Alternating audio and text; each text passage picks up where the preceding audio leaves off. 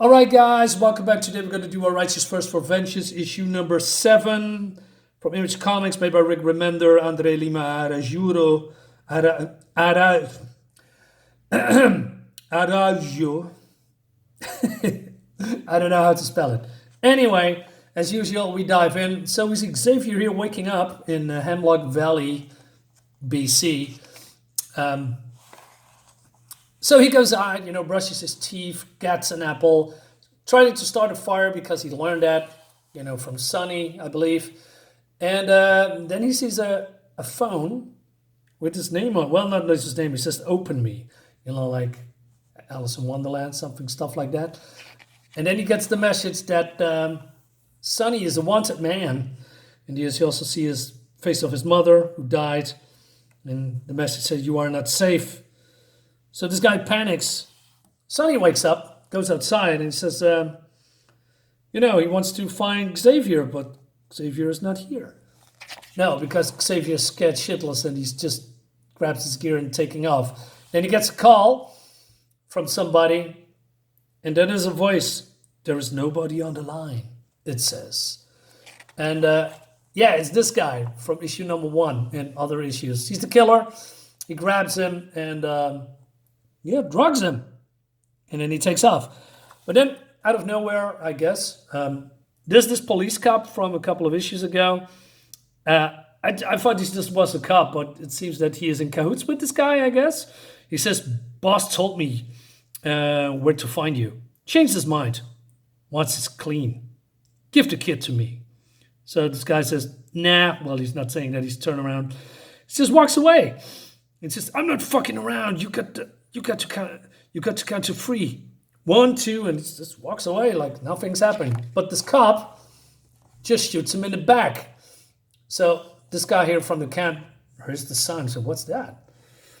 And then we see there's no blood, which should easily, warns this guy that he's okay.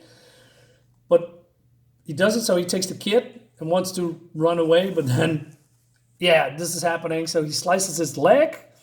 And it's, oh my God, look at this. Oh man, this must hurt so much. Holy shit. Yeah, he's a professional. He knows what he's doing. And then this is happening. So the cop says, "Hey, he'll be furious. He'll cut you off."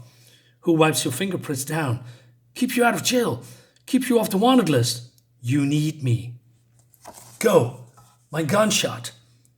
Going to bring people."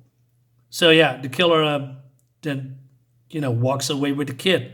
And he says, "I don't need anyone." All right. So Sonny is still looking for the kid. So he goes to ask everybody, but nobody's seen him except for this woman that, gives him the apple. And then the kid wakes up. And there's some kind of cartoon. And so the killer says, "You must be hungry." So he wants to feed him, etc. And then we see people behind him. And they are dead in the most gruesome way. Fingernails, hands. I mean, damn. It must have hurt real bad. I mean, there's a lot of nerve endings when it comes to fingers and feet and everything that, connects with him. And then we see all this ingredient that the killer used. So this one guy that helps Sonny finds the cop along with other people. And he says, "Help me, I'm Detective Kuro, hunting a missing kid. I found him with a man who attacked me, took him into the woods." So he rats him out anyway. And he says, "We need a doctor. Get him to camp." Not sure that's a good decision, but we will see. And so he's here at this house in the woods. Yeah, it's a little bit strange, I guess, or not. Because if you are living in a camp in the middle of the woods, I think you're going to scout the area for, I don't know, stuff like this, I guess. Unless it's,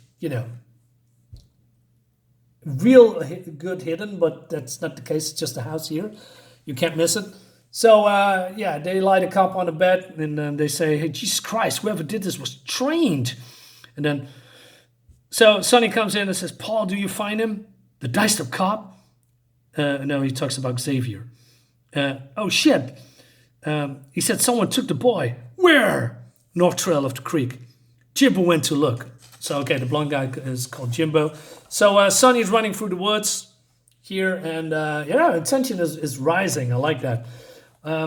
There's only one problem with it, and then I'm going to explain it after the comic because so here it's getting darker, and Sonny is here at the house, and he wants to open the door, and that's already the end of the book. Yeah, that's my biggest gripe of this book. I like it a lot. The tension is, like I said, it's when the tension ramps up, it's good. Just like with previous issue, I know this is a slow burn, but sometimes I think it's a little bit too slow because there's a whole lot of nothing in here. A whole lot of nothing. I mean, do we really need to see Sonny running through the woods for 2 pages with no dialogue?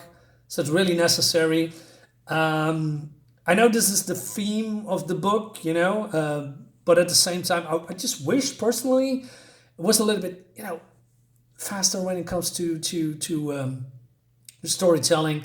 I like it a lot, but still, I don't know, it's just maybe it gets on my nerve a little bit.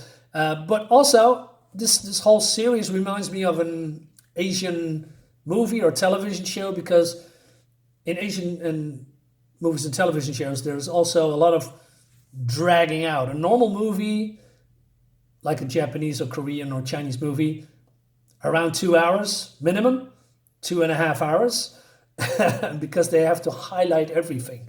And this reminds me a little bit of that, which is not a bad thing, but at some point it just, please, let's give us a little bit more.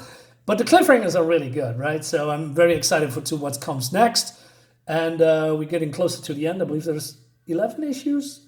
Not entirely sure. We'll see. Guys, let me know what you think about it. And